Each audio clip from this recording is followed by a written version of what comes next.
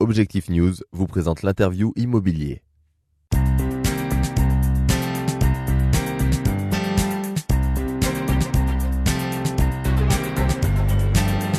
Bonjour et bienvenue sur objectifnews.tv pour l'interview immobilier. Nous recevons aujourd'hui Michèle Belland. Bonjour. Bonjour. Vous êtes la directrice de CBRE à Toulouse. Vous êtes également trésorière de l'Observatoire toulousain de l'immobilier d'entreprise, le TIE. Oui. Pour commencer, donc, au niveau de votre entreprise, vous êtes spécialisé dans le conseil en immobilier d'entreprise. Quelles sont les dernières opérations que vous avez conclues et quels sont vos projets ? Alors sur 2012, CBRE a effectivement participé à des transactions importantes sur le secteur de l'activité tertiaire. Nous avons par exemple en 2011 participé à l'installation de la société RTE pour 8700 mètres carrés. Nous avons fait réaliser un clé en main proche de l'Ardenne. Nous avons également participé à l'implantation de S2I sur la zone de Basso-Cambo, sur 3000 mètres carrés. Nous avons conseillé EDF pour son installation sur Basso-Cambo sur un immeuble de 5000 mètres carrés. Donc voilà pour les transactions qui marqueront l'immobilier d'entreprise, les transactions de 2011. D'accord. Je sais que vous ne pouvez pas forcément donner de nom, mais est-ce qu'il y a des gros projets pour 2012 ? Alors effectivement, aujourd'hui, tout est à l'état de demande, mais nous espérons sur 2012 concrétiser de belles signatures aussi, puisque le marché toulousain, on va en parler, reste dynamique et malgré les temps qui sont un petit peu durs, les entreprises toulousaines ou certains secteurs d'activité sont toujours demandeurs de surface. Alors justement, comment vous évaluez le marché toulousain ? Est-ce qu'il est en augmentation ? Est-ce que la crise l'a fortement impacté ? Alors, non. Paradoxalement, la crise des 2 dernières années n'a pas véritablement impacté le marché toulousain dans sa globalité, le marché de l'immobilier d'entreprise. Nous avons encore fait une belle année cette année, en léger repli par rapport à 2010, mais nous avons transacté 130 000 mètres carrés, qui est une belle performance. Régulièrement, depuis les 5 dernières années, nous sommes toujours autour de entre 130 et 150 000 mètres carrés, voire plus. On peut dire que le marché toulousain est devenu un marché mature qui a atteint donc ce niveau de commercialisation annuel.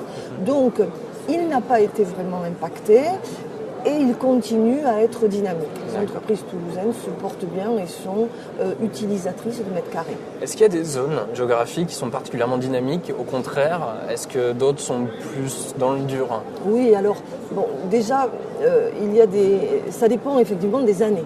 Par exemple, sur 2011,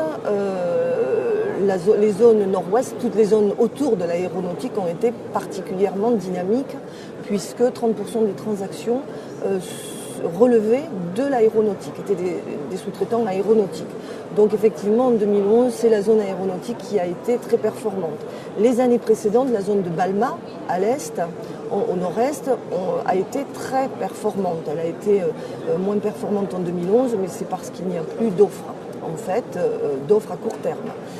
Tout est à construire là-bas. Donc, effectivement, ça dépend des zones, parmi les zones dynamiques. Après, il y a des zones qui ont des difficultés de façon récurrente. Alors, ça se passe dans les vieilles zones et dans des zones qui ont des proximités délicates. On peut parler, par exemple, de la ZFU. Donc, la ZFU, c'est la nouvelle zone de Bordelongue, mais c'est aussi toute la zone de la Sépierre, de Babinet, qui sont des zones anciennes, où là, effectivement, les relocations, pour ce qui est de la zone de la Sépierre ou de Babinet, sont très, très, très difficiles. Les immeubles sont anciens. Et Bordelongue, qui a des difficultés à se commercialiser. Vous savez qu'on a sorti en bloc 45 000 mètres carrés, en bloc comme ça. Et ça, c'était peut-être une erreur.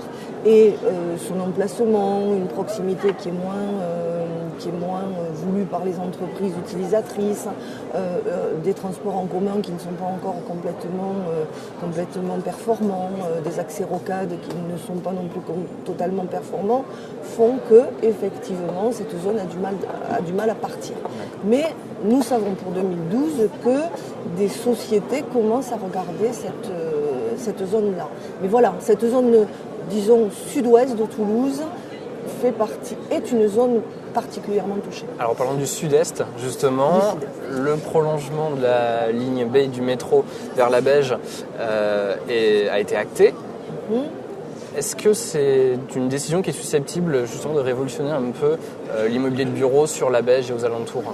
Alors révolutionner, je ne sais pas, mais en tout cas nous à l'OTIE, depuis toujours, nous disons qu'il faut une arrivée de métro sur la Beige. Voilà. Alors nous ne prenons pas en considération les coûts. Les coûts d'arrivée du métro, effectivement, c'est pas notre sujet. Nous prenons les desiderata des entreprises que nous voyons tous les jours. Donc nous savons que ça sera un booster, que ça sera un élément très positif, que ça va valoriser certains immeubles qui aujourd'hui peuvent avoir des difficultés à se commercialiser. Donc de toute façon, oui, c'est positif et plus vite il sera là, plus vite effectivement les entreprises viendront s'installer grâce, ce sera un facteur effectivement d'installation sur la Beige pour les entreprises. Un mot pour finir sur l'OTIE, dont je le rappelle, vous êtes la trésorière. Quelles sont vos priorités pour les prochains mois? Alors, l'OTIE a une nouvelle présidente, Pascale Ciotat. Donc, l'OTIE va continuer ses études qui sont très très très importantes puisqu'elles reflètent complètement ce qui se passe en termes d'immobilier d'entreprise sur notre agglomération. Donc ça, il faut le continuer. Pascale Ciotat veut dynamiser l'OTIE, faire beaucoup plus de manifestations avec nos adhérents, avec aussi les politiques, être beaucoup plus proche d'eux, de façon à être plus entendu et voilà, dynamiser l'OTIE au-delà des études classiques que nous faisons et qui sont fort appréciées. D'accord. Michèle Belland, merci. Merci. Merci de nous avoir suivis sur objectivenews.tv.